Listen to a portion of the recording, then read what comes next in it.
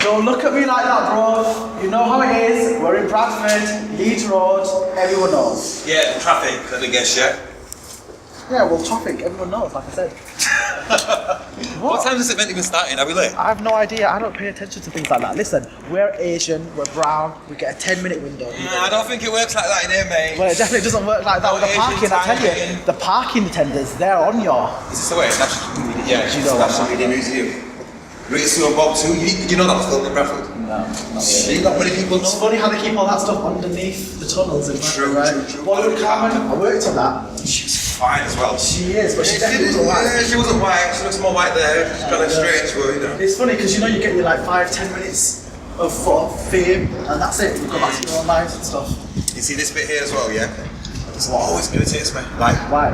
Where's the depiction of Asian people? This is Bradford. They're all up on the top. Yeah, but where's it right here? Like, well, what do you propose? What do you suggest? I think we maybe get a Carmen like spray someone. You can't graffiti. Yeah, we can. No, you can't. Look, CCTV, like, yeah, but this anywhere. is graffiti and Big Brother's watching us everywhere you go, anywhere. Who cares? Hello! See what I'm saying?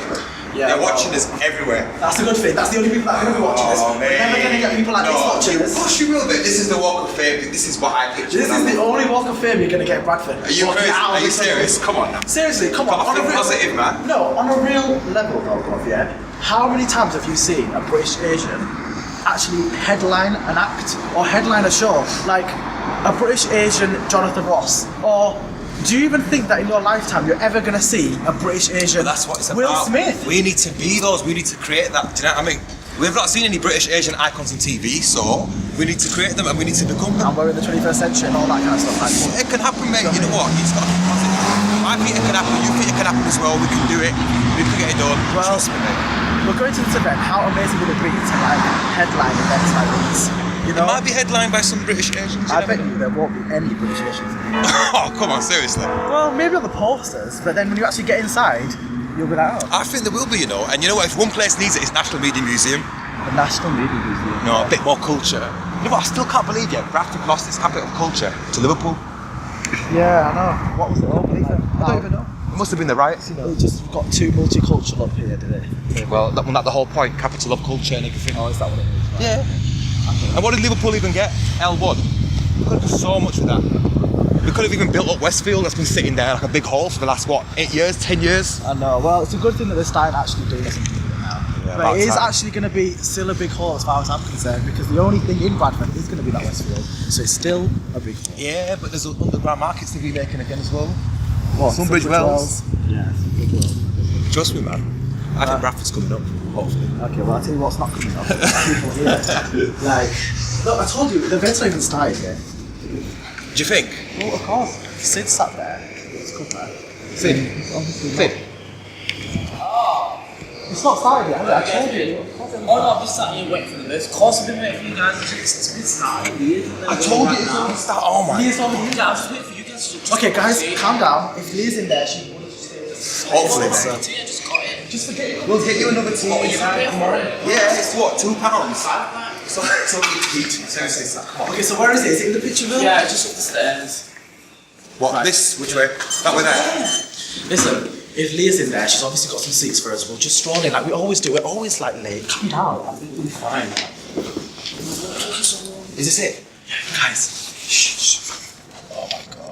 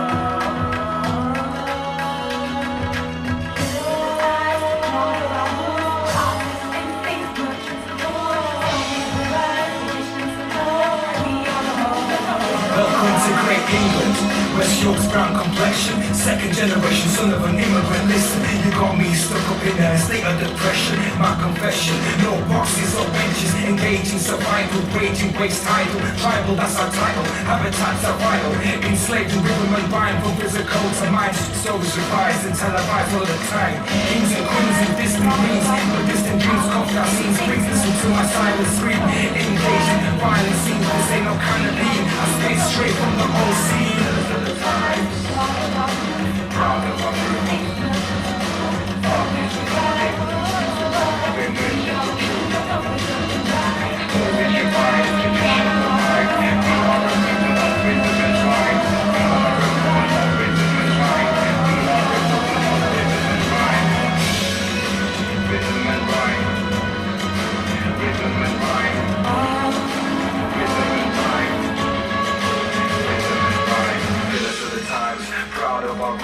Artist instincts, merchants of truth, stories revived, traditions survived. We are a movement of rhythm and rhyme. Rhythm and rhyme. Rhythm and rhyme. We are a movement of rhythm and rhyme. Rhythm and rhyme.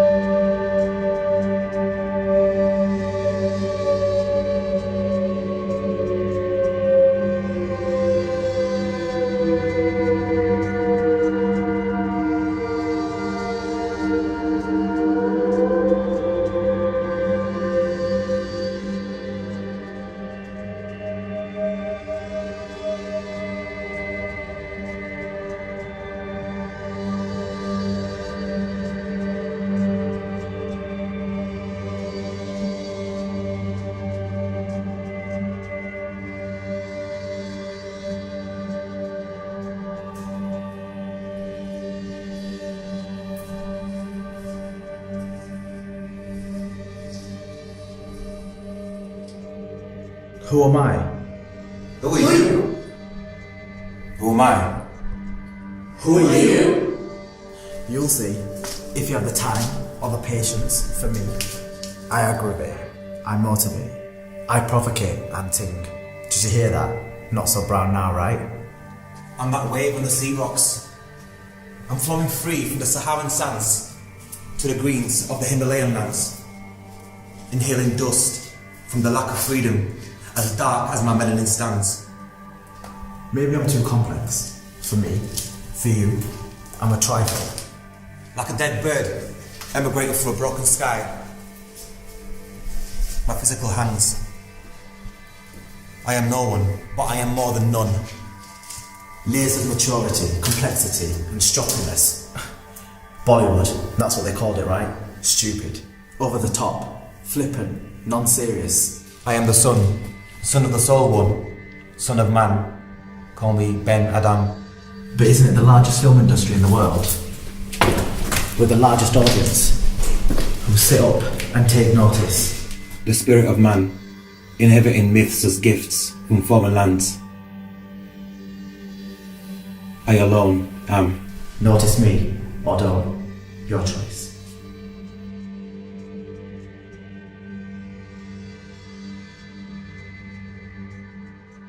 Okay, thank you very much, Tribe. Thank you very much for coming to our first event. This is our first major event. It's called Tribe Talks. And let me basically start off the floor by just asking a very simple question.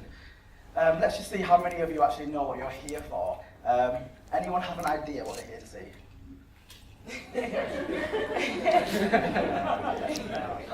That's what all walking now. Some people are walking in now. Yeah. Hello, hi there. Do you know what you're here to see? No? Yes, Simon Fox is coming. Oh, sorry. See, these are going to be themes that we're going to be talking about tonight. Okay, well, it's very, very good that none of you actually know what you're here to see. That's because that is the power of curiosity, and that is going to be a very strong theme of tonight. You see, curiosity makes people do very curious things, believe it or not. It's actually the reason why most of us, why most of things happen really, and it's the reason why a lot of things in the past have happened, and actually the reason why all of us are here today to discuss the topics that we're going to discover, because curiosity is that one thing in man that really makes people want to be more, want to have more, and want to just, be greedy basically. And that is kind of causes ramifications throughout time and has done. So I'm Taj Thor, I'm the Artistic Director for Tribe Arts, and this is our first major event. I'm also going to be a humble host for this evening as well. Tribe, let me just tell you a bit about why we're called Tribe Arts. This word, it has a lot of resonance for all of us in the company, and it's really it's been a very long journey for us to kind of get to where we are. It means a whole host of things. Tribe, it's sort of changed meaning throughout time. It has sort of meanings and echoes of ancestry, of roots, of origin, of combat, fearlessness, humanity, togetherness, a family. So tribe is exactly the word that we chose to call our company, because it really does describe our thinking, our mindset, and as I mentioned, it is been a whole year's worth of struggle to get to where we are as a company, and Tribe have made a kill, and hopefully we're going to enjoy the meal tonight. Yes. And also just like to say, the little legal bit, we are recording this event for our research purposes, so if you're not cool with that, just let us know and we'll try and see what we can do, but I'm sure you'll be cool with it. Okay, fine, let's go to the first topic of discussion now, which is going to be headed by Leah Francis. Our first topic is the effects of empire and colonialism. Who am I? Who are you? Apparently, I'm aggressive. Got a chip on my shoulder too. Maybe it's due to the amount of ignorance I received for being a different you. No, shush, pipe down, get over it, you. I would. It's just the more I learn about my ancestors, the injustice, the oppression, it pushes me further into a deep depression. Whatever. You're white too. Yeah, and imagine how conflicted I feel, knowing I'm privileged enough to love that side of me. Is it me? Is it you? I stand for unity. Completely. It is me. Two races brought together through love. In its entirety, respect and honesty is what I stand for. Community girl. Empowering the youth, superhero, fighting evil every time I step out my front door. Hello. Who am me. And I am you.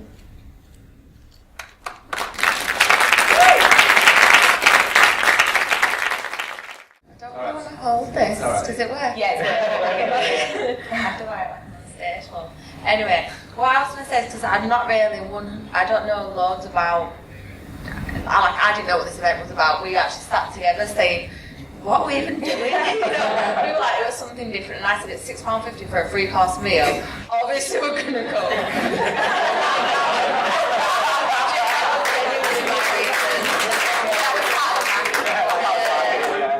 But one thing I was going to say is I don't know too much about the history and stuff, so that was one thing that I did want to come, and also just to like meet new, positive, like broader-minded people and educate myself. But like one thing I've always wondered is, like people say there's a stigma to black or Asian, but when I look at you, for example, you speak better English than me. You speak better English than me. I was born in Chapeltown in Leeds, which is a predominantly black area.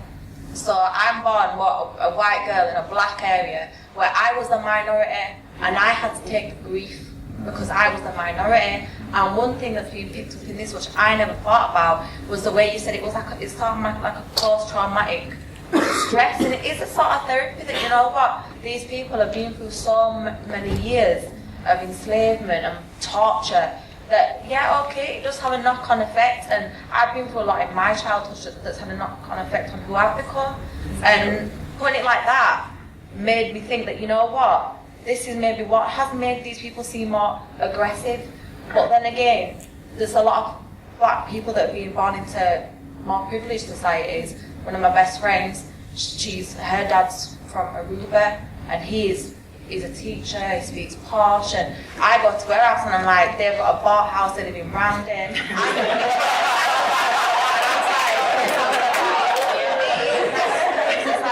I'm a white person in England, and I've not been raised to think that, well, I'm English, and my mum's always raised me with a varied mentality that open your mind to everyone, every religion, every culture. I moved to Bradford 7 years ago, I became a Muslim 7 years ago, so I've like literally been black, white, Asian. But isn't that the point? Exactly. Yeah, that's the point, isn't it? This is why it's so interesting, because there is effects, but there also, it's like, how did these, one thing I'm wondering is how did people get into, some people got into the poor societies the way the council might have grouped them off into Chapeltown, that all you get up people go over there, and this is where all the crimes will happen. And how come other people ended up into, the other black people ended up in You know, you've nice. raised one of the things that you've raised, which none of us have so far, which is really important, and that is the question of class. Yes. Because we've been discussing racism, we've been discussing colonialism, but you can't actually separate that. A lot of the research that I did on the Asian youth movements was about the way in which young people organised as a response to, particularly men, in the 70s and 80s, as a response to racism. In the 70s, there were attacks, this kind of whole phenomenon known as, Paki bashing. And of course, it didn't just affect Asians, but it also affected Africans and Caribbeans. And the police did nothing. And so it's when you have a state that is basically not, in a sense, protecting you, the police force is not protecting you, then you have to protect yourself. You just mentioned Gandhi, who's like, if we're talking about where different kind of movements derive their influences from, obviously Gandhi's very important, but lots of other things that happened later on, the civil rights movement in the United States, for example.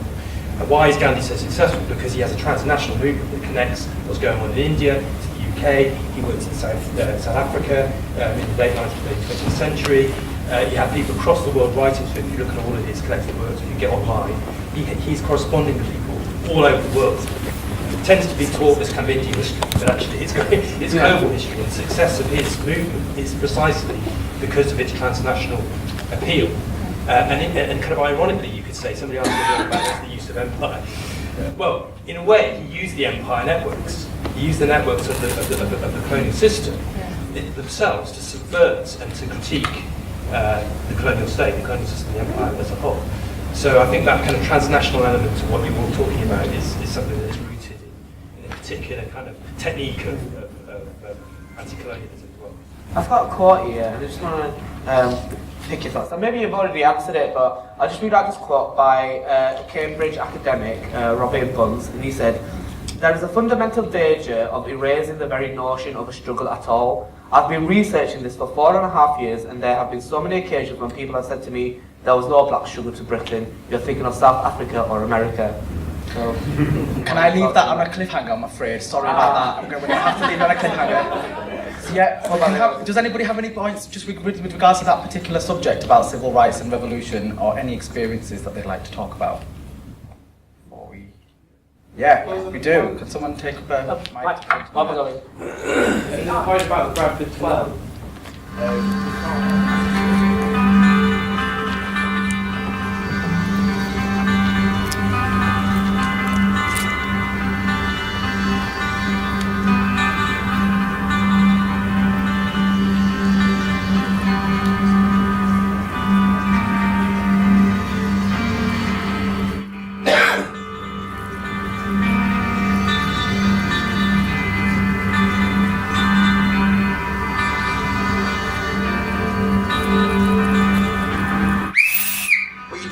I've got every right to be here. This is the land of my ancestors. You don't even speak the language of the land. I speak Hebrew, that's the original language of this land. Yeah, taken from given to you by the British in 1947. Given to us by God. Read your books. All you've ever done then is shell our cities. And all you've done is throw missiles at the Holy Land. Yeah, your soldiers killed my brother! And your people killed my little sister! And you shouldn't even be here!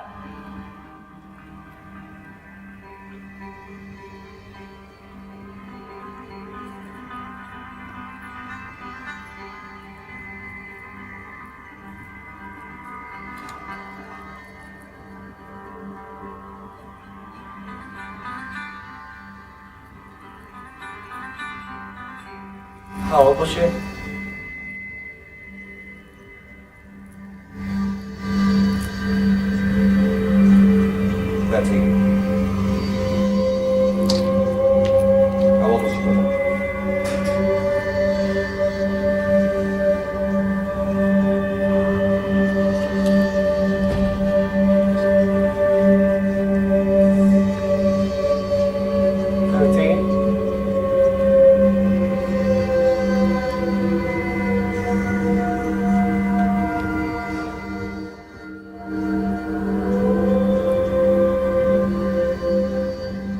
All we want is peace.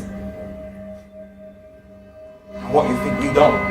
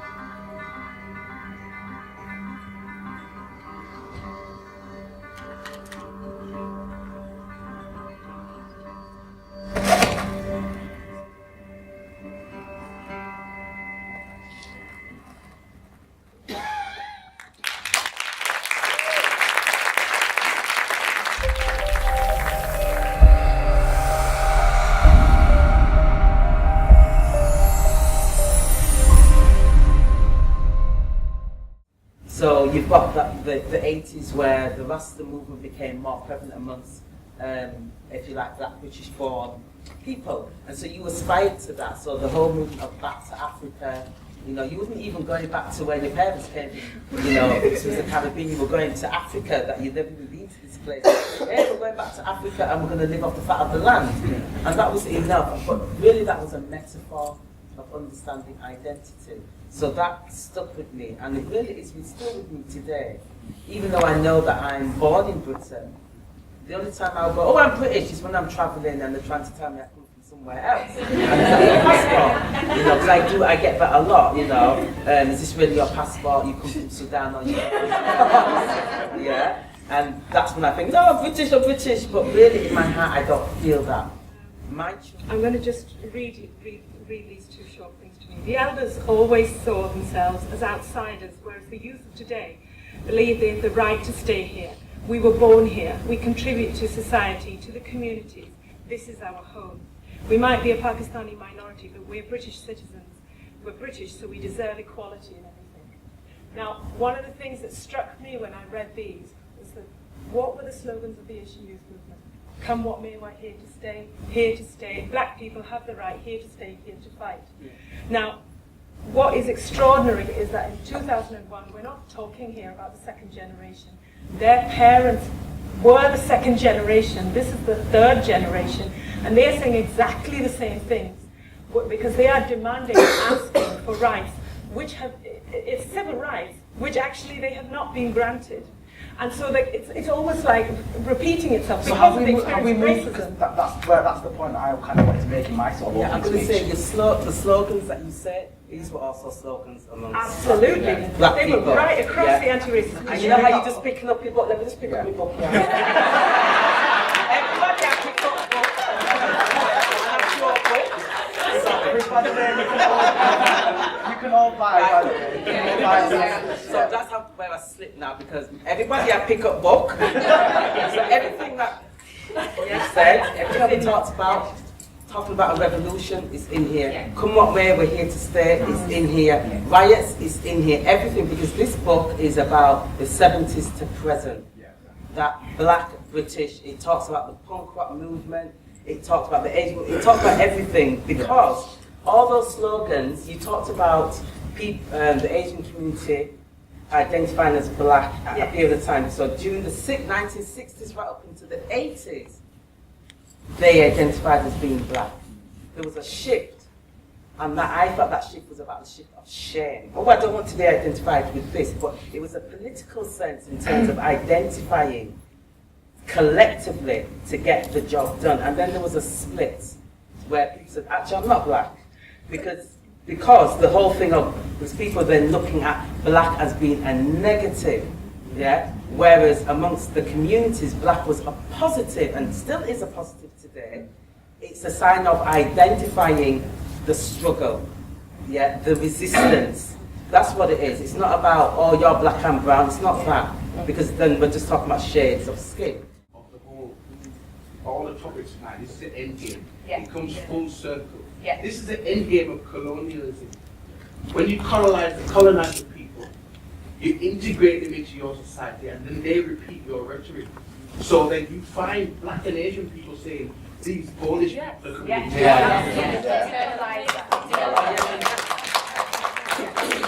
Came back to full circle. There's a point, there's a gentleman that wants to make a point. I don't know if there's any mic here. I'm going to hand it to you. I don't know if it works. Well, also to continue that endgame theory as well, is that the economic impact of that is that, you know, a lot of historians on television saying, why aren't we doing things as innovatively as the Victorians? Because you don't have the same colonial budgets, basically. And why is the NHS failing now? Because you don't have the same colonial budgets to prop it up. Same with the education system and everything. But guess who's getting the blame for the failure of these things? Immigrants. Yeah. We have an island mentality. Yeah. I just want to totally agree with these two back here. Speaking totally on a personal level, my dad's like 65, came over in 1962. But again, I have no connection at all with the place that he's from, where my mother's from. Again, my dad came over at 13 years old to work in a factory. He's not educated. But I think new culture, in terms of sort of like our generation, I'm like hitting 30 now, well I am 30, but yeah. But you kind of identify with new cultures. So me growing up, I identified with hip hop culture. Yeah. Again, the names, I'm not talking about 50 Cent and Lil Wayne and stuff like that, by the way, yeah. But again, you know, relating to people like Public Enemy, relating to people like, you know, whoever you want really, but again, just relate to them sort of people and the names that they dropped in their music, whether it be Marcus Garvey, like Khadija was saying, and you actually physically go out there and research that yourself. There's a lot of things that I had to do myself in terms of sort of like educate myself really, because we don't learn in school about certain movements and certain people.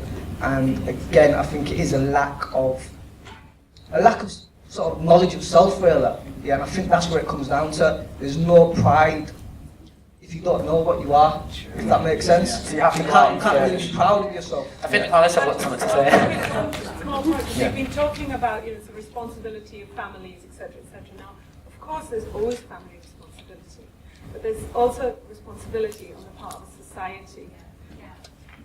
Both myself and my husband were involved in the anti-racist struggle. We wanted to teach our children about our own pasts. He's from Pakistan, I'm from India. We wanted to teach them about radical British culture.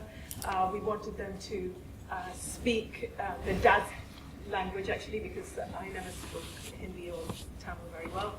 And it was so hard. It was so hard because there is nothing in this country that validates that experience. And so, despite everything that we did, none of them speak either Patwari or Urdu fluently, although my eldest, who's now 20 and at university, is doing courses in Urdu at SOAS along with her degree, because she now understands the value, having gone through a whole process and seen how racism has affected her. The young lady up there, she mentioned the main crux of the whole thing about new culture. New culture is a euphemism for pulling you away from who you are. So the culture you grew with, that your people, that is your foundation. New culture pulls you away from that and leads you into something completely different. And it is, again, the end game of colonialism. We are black, white, Asian, and we Jew. We are black, white, Asian, black, white, Asian.